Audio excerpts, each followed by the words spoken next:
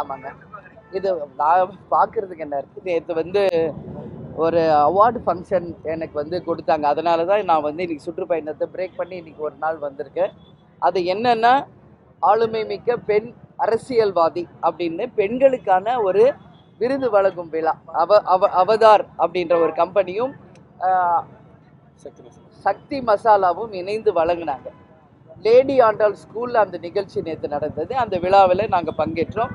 அப்போ சுதேஷ் அவர் பேசுகிறப்போ அவர் சொன்னது பொதுச் செயலாளராக அம்மையார் ஜெயலலிதா அவர்கள் இங்கே சிங்கப்பெண்ணாக இருந்தாங்க. அவங்களுக்கு பிறகு என் சகோதரி ஒரு கட்சியினுடைய பொதுச் செயலாளராக இன்னைக்கு இவங்களும் தன்னுடைய முழுதுமாக அரசியலில் ஈடுபட்டு இன்னைக்கு சிங்கப்பெண்மணியாக இருக்காங்க அப்படின்னு அவர் பேசினார்.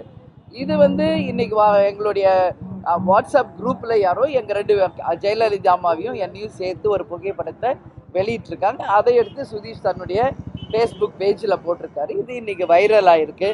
என்ன கேட்டால் நான் ஒரே ஒரு பதில் உங்களுக்கு சொல்கிறேங்க. நான் ஏற்கனவே சொன்னது மாதிரி ஒரு சூரியன் ஒரு சந்திரன் தான். அது மாதிரி ஒரு எம்ஜிஆர், ஒரு ஜெயலலிதா, ஒரு கலைஞர், ஒரு கேப்டன் தான். அவர்கள் இடத்தை இன்னொருவர் யாரும் நிரப்ப முடியாது. அதே மாதிரி ஒரு பிரேமலதா விஜயகாந்த் தான். ஏன் இடத்தை யாரும் நிரப்ப முடியாது.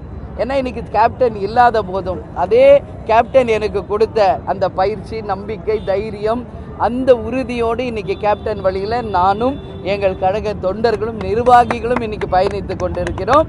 எனவே